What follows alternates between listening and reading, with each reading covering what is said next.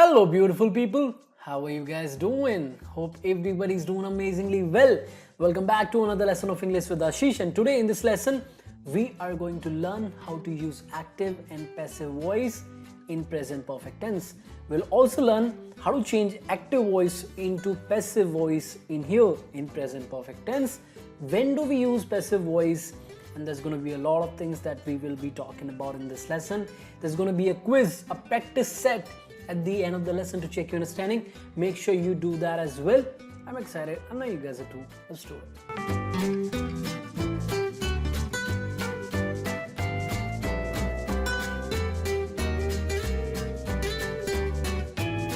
Alright guys, now let's understand how to use active voice and passive voice in present perfect tense. Now before we do that, before we look at the structures, how to form the active voice and the passive voice in present perfect tense and how to make sentences here, let's just quickly understand what exactly is present perfect tense. When do we use present perfect tense? So guys, present perfect tense is used to talk about completed actions, actions that got completed in the past. But we never talk about the time of the action, as the completion of the action is important, not the time when the action got completed in the past, right? So that's how we use present perfect tense. Now, as we know, every sentence in the English language has to be written in either the active voice or the passive voice. That's the two voices we have, and every sentence has to be written in either of these two voices. Now, what is an active voice? In the active voice, the sentence focuses on the doer of the action.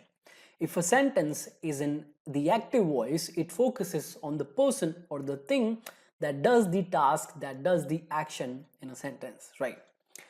In the passive voice, we focus on the receiver of the action. We do not focus on the person or the thing that does the action in the sentence, no.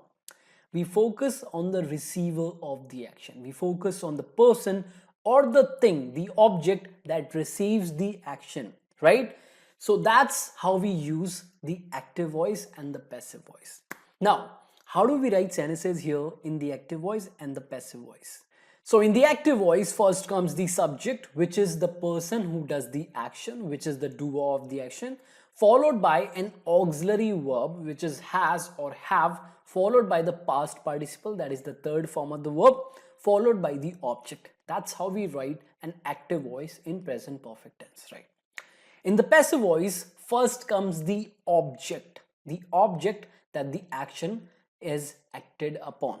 Object followed by has or have, followed by been, Object has or have, followed by been, followed by past participle, that is the third form of the verb, followed by plus subject, that is optional.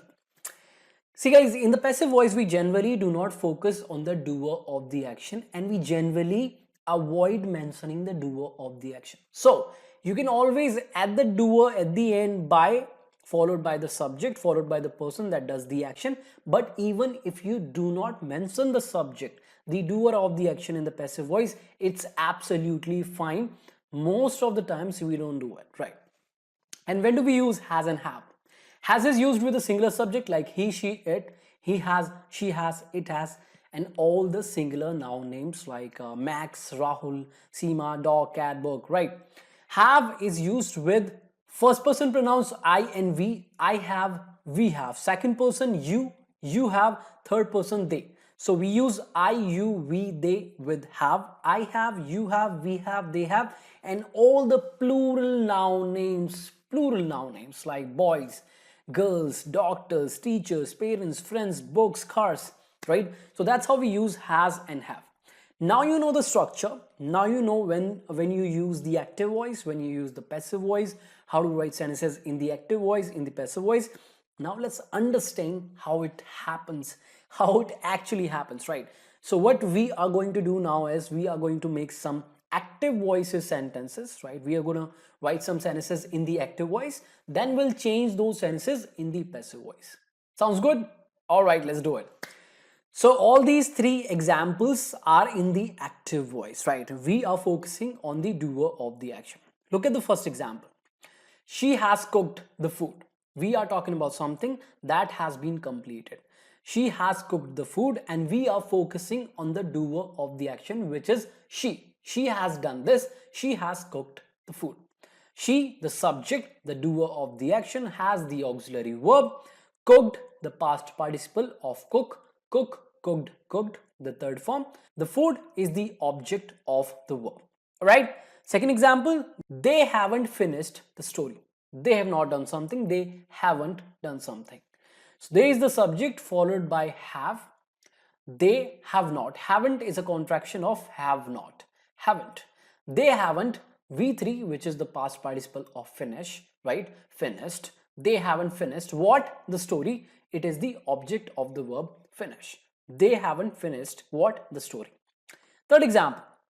The company has credited my account with $2,000. The company has done something. The company subject has helping verb, credited, main verb, my account, object with $2,000. That is a modifying phrase. All right. So we have these three examples in the active voice. In these examples, we are focusing on the person or the thing that is doing the action. All right. Now, when we change these sentences in the passive voice, we'll focus on the receiver of these actions, not the subject anymore. We'll focus on the receiver of the action. Let's do it together. The first example, she has cooked the food. What is the object? The food. It will become the subject now. The food, which is a singular subject, will use has. The food has been, has followed by been followed by past participle. The food has been cooked. The food has been cooked by her. So I told you in the passive voice we generally focus on the object of the verb. We don't focus on the person that performs the action. So if the doer of the action is less important or is already understood, we generally do not add the doer of the action. We don't mention it, right? So we'll simply say the food has been cooked. The food has been cooked. If you want to add the doer of the action, you can do that. The food has been cooked by her. The subjective pronoun becomes the objective pronoun in the passive voice, right? Second example, they haven't finished the story.